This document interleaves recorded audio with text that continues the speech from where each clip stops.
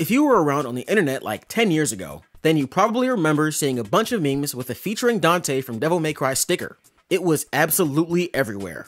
It was arguably even more well known than its origin, Shin Megami Tensei 3 Nocturne. And I consider myself a pretty intense Megaten fan.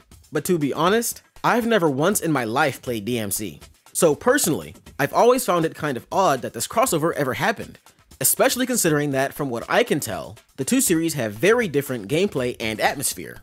So my question is, how and why did Atlus and Capcom get together in the first place? Let's set the stage. It's late winter 2003. The original version of Nocturne has just released on February 20th. But that doesn't matter. The staff at Atlus are already back in the offices, hard at work on an enhanced edition of the same game.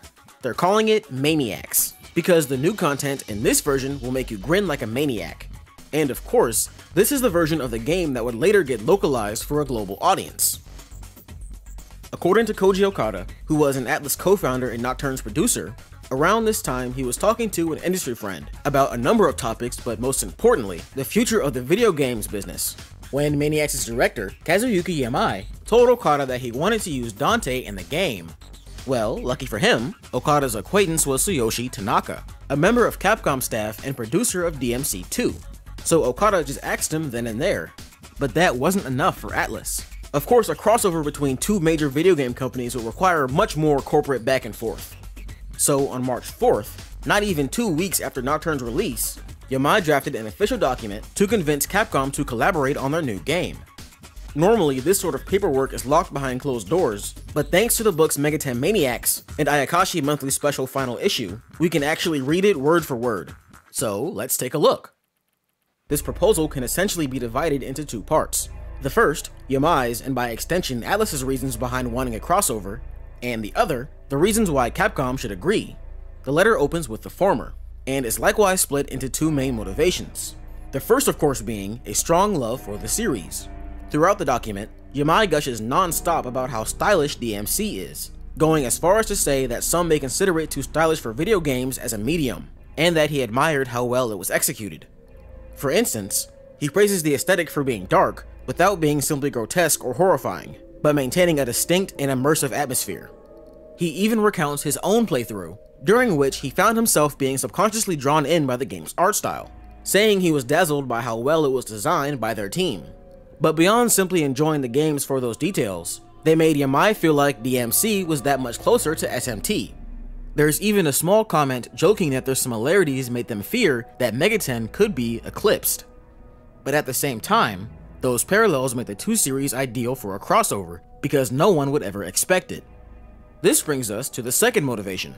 Yamai wanted to surprise the audience and leave a lasting impression. He felt that across the industry, games were releasing without fanfare and had lost their X factor, a certain feature that makes them stand out. Yamai wanted to bring back that magical feeling and fascination that he felt surrounding games when he was a child. And to him, a crossover between Shin Megami Tensei and Devil May Cry was the perfect way to do it. Because, in his words, to break this feeling of stagnation in the gaming industry, Dante is the only partner you can have. But Yamai's goal wasn't just to surprise the audience. Ultimately, he realized that as a developer, he was expected to make a fun game. So to explain to Capcom why they should agree to this crossover, he began by describing how this combination would deliver on those expectations. The obvious one being, bridging the gap between the two by playing with their similarities. Since the settings of both series revolve around demons, it would be very interesting seeing how their characters interact. Obviously, if you've played Nocturne, you know that Dante gets hired by the old man in a wheelchair. But here, Yamai also toys with the idea of characters in the world of Nocturne having been old friends with Dante's father, Sparta, and saying things like, "I used to drink with your old man a lot." Sadly, as far as I know, nothing like this ever actually made it into the game. But if you caught any subtle references, I'd love to hear about them in the comments. But seeing how many parallels the two series have, also gave Yamai the idea that a crossover could highlight their stylistic differences, and allow the strong points of both series to shine. For instance, Yamai thought that SMT's demons had this transcendent, menacing vibe, but Dante's brash attitude would mean that they couldn't intimidate him, and his Americanisms would make him very entertaining to travel with. However, I think the most interesting argument that Yamai made was ironically not related to either DMC or SMT, but rather appealing to Capcom staff's sensibilities as artists. He ends the letter by saying, "Above all else, as a game developer, I would enjoy jamming with other developers. Game devs are also artists who use their own sensibility as a weapon to create a work called a video game. Like musicians, jamming with other talents may give a finely honed sensitivity that is impossible with a single company that is moaning and groaning about its situation." In my opinion, this paragraph really embodies the spirit of the collaboration. These documents just ooze the love that Atlus had for Capcom. The writer of Ayakashi Monthly even goes as far as to describe the proposal as a love letter. But beyond the platitudes, this level of excitement could also be seen in their actions. In fact, prior to the proposal, before any serious discussions were even held, Atlus staff went out of their way to buy a DMC art book to make a concept video to help pitch the idea of a crossover. Lucky for them, the respect was mutual. Capcom would greenlight the project, and their shared affection allowed the crossover to truly blossom. After the two companies came to agreement, 6 members of DMC staff would begin assisting Nocturne's development, headed by Tsuyoshi Tanaka, who's credited on Maniacs as a producer. The other 5 devs are simply listed as staff: director Hideaki Itsuno, designers Daigo Akeno and Hiroyuki Nara, CG artist Hakue Yamamoto, and writer Bingo Morihashi. Sadly, many of the details from this point forward still aren't public, and all of these guys were credited under the same vague role, so it's unclear what any of them did personally, but according to Okada, Capcom staff contributed to many aspects of Maniacs, specifically praising them for regularly reviewing game data and adding to the game's script, which led to a more fleshed out setting. Now, let's fast forward to see how Dante actually appeared in the game itself. Dante is featured as a side character in Maniacs' new story content, where he's hired by the old man in a wheelchair to fight the fiends and collect their menorahs. Over the course of the game, he's only encountered a few times, which leaves the details about his journey across the Vortex world very vague. But thankfully, I have one last bit of secret hidden lore for you. Together with the proposals was a setting document not referenced in the game itself, which covers what happened to Dante after his initial fight with the Demifiend.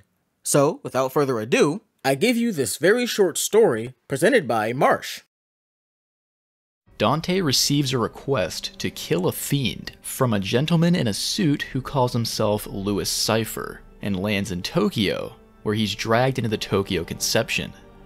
Then, while wandering around Tokyo, Dante encounters the true hero and engages him in a fight to the death in order to kill the fiend. However, Dante is convinced through the battle that there is an ulterior motive behind the request, and resolves to set out with the hero to discover the true purpose of the request and possibly to carry it out.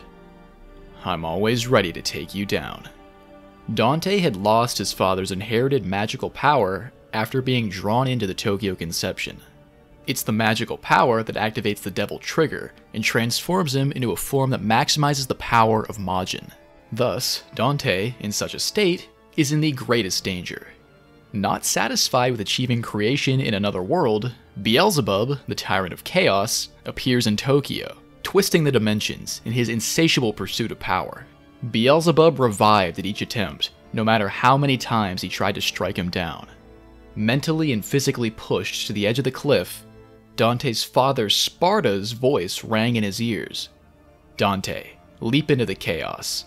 The true opponent you must defeat is not such a boy, nor such a revolting demon. It is the fallen angel from the depths of chaos. Now leap in, I'll lend you my power.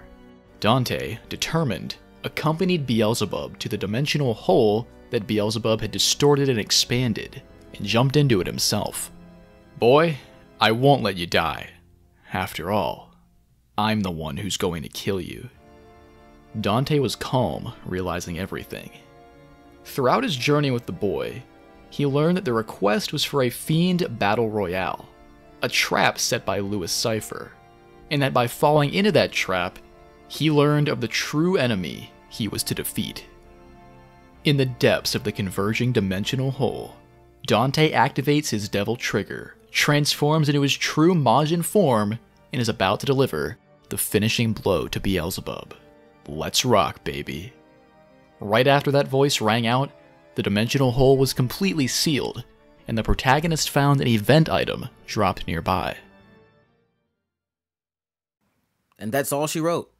I think this is especially interesting because it mentions Dante using his devil trigger, which he doesn't in-game. Of course, we do know that Cosmo Canonico made his own devil trigger designs for DMC3 as part of the collaboration, so this makes me wonder if it was actually planned to be used in Maniacs at some point. But sadly, we'll probably never know. It's kind of hard to think about it this way nowadays, since now we have the context for how definitive it was for the fanbase, but the odds really were stacked up against ATLUS and Capcom. They were trying to combine two very different genres at a time when crossovers weren't nearly as common as they are now, and had to find a way to retroactively add this content into a game's already complete story.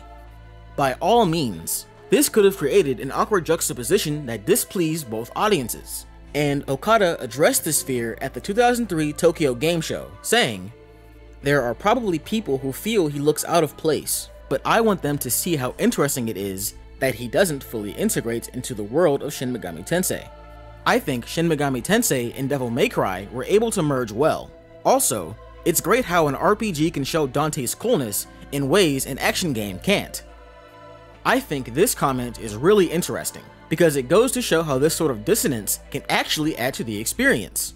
And I'd say that the fact that it's so popular with fans to this day proves his point on how well the series meshed. For that reason, this crossover stands as one of the most iconic in gaming history. Hopefully in the future, ATLUS will consider doing more collabs like this, like Sega has with the mobile game D2. And while they didn't materialize while Okada was active at the company, I think his feelings on the matter were something that we can all agree with. After Maniacs, he was interested in making more games that transcended the boundaries between companies. And as a fellow video game player, he welcomed the opportunity as long as it led to the creation of more interesting games.